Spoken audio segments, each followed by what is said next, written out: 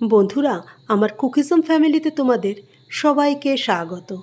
আজ আমি তোমাদের সামনে হাজির হয়েছি সেরা স্বাদের সহজ একটি ইলিশের রেসিপি নিয়ে।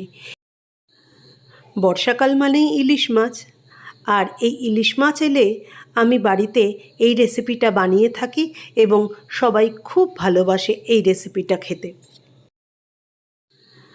আমাদের বাড়িতে যখন ইলিশ মাছটা নিয়ে আসা হলো, তার থেকে আমি 5 পিস ইলিশ মাছ দিয়ে এই রেসিপিটা তৈরি করেছিলাম।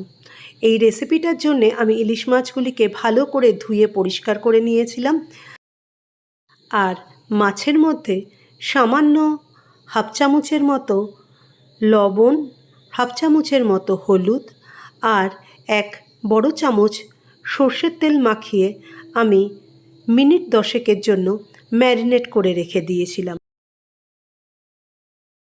আমার পুরনো বন্ধু যারা এতদিন ধরে আমার পাশে রয়েছো, তোমাদেরকে জানাই অসংখ্য ভালোবাসা।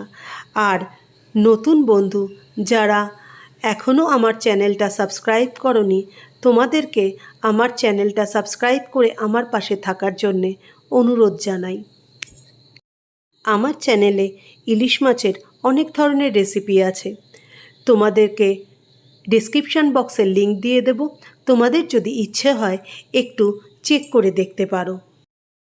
রেসিপিটা তৈরি করার জন্যে আমি একটা মিক্সিং জার নেব, তাতে 1.5 বড় চামচ হলুদ সর্ষে নেব, 1 বড় চামচ কালো সর্ষে আর 1.5 বড় চামচ পোস্ত দেব, আর তার সাথে দেব 2 থেকে 2.5 চামচের মতো নারকেল কোড়া। এর সাথে দিয়েছি 5 থেকে 6টার মতো কাজু বাদাম। এই কাজু বাদামের জন্যে এর রান্নার স্বাদটা যেমন ভালো হয়, তেমনি গ্রেভির টেক্সচারটাও খুব সুন্দর দেখতে হয়। এর সাথে হাফ চামচের মতো লবণ দিয়ে আমি শুকনো গুঁড়ো করে নেব। পোস্ত বা সর্ষেকে তোমরা যদি লবণের সাথে একটু গুঁড়ো করে নাও, তাহলে এই পেস্টটা খুব মিহি হয়।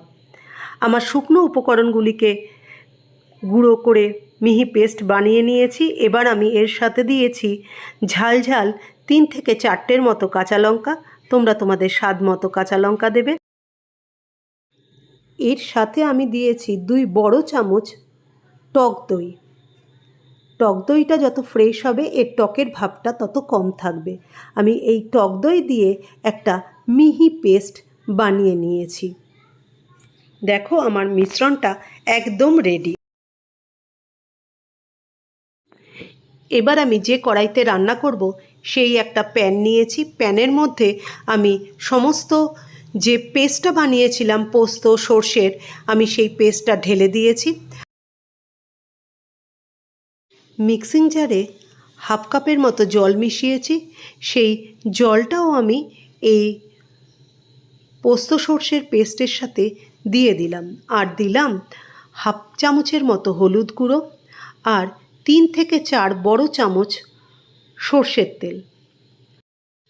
সমস্ত উপকরণগুলিকে আমি ভালো মতো মিশিয়ে নিলাম। এই মিশ্রণের সঙ্গে আমি স্বাদ মতো লবণ, আমি আগেও লবণ দিয়েছিলাম, ওই জন্য চেক করে অল্প একটু লবণ দিলাম, এর দরকার ছিল মনে হলো। আর দিয়েছি সামান্য হাফ চামচের মতো চিনি। এই চিনিতে টেস্টের ব্যালেন্সটা ঠিক থাকবে। এবার আমি ওই মিশ্রণের মধ্যে আগে থেকে ম্যারিনেট করে রাখা মাছগুলিকে সাজিয়ে দেব। আমি কিন্তু এখনো পর্যন্ত গ্যাসটা অন করিনি। সমস্ত মাছগুলিকে আমি সর্ষে পোস্তর মিশ্রণের মধ্যে সাজিয়ে দিলাম। আমি যেহেতু মাছটা কাঁচা, আমি খুব বেশি নাড়াচাড়া করবও না। এর ওপরে আমি বেশ কয়েকটা কাঁচা লঙ্কা দিয়ে দিলাম। কাঁচা লঙ্কা ভাপে ফ্লেভারটা খুব সুন্দর আসবে, আর ইলিশ মাছের সঙ্গে খেতেও খুব টেস্টি হবে। এরপর আমি প্রায় 2 থেকে 3 চামচের মতো সর্ষের তেল ছড়িয়ে দিয়ে একদম রেডি করে তারপরে আমি গ্যাসের ফ্লেমটা অন করেছি। গ্যাসের ফ্লেমটা যখন আমি প্রথম অন করেছি তখন আমি মিনিট 2-3 হাই ফ্লেমে রাখবো যাতে মিশ্রণটা ফুটে ওঠে। তারপর আমি ঢাকা দিয়ে কম আঁচে 5 থেকে 7 মিনিটের মতো রান্না করব, কারণ ইলিশ মাছ রান্না হতে খুব বেশি সময় নেবে না।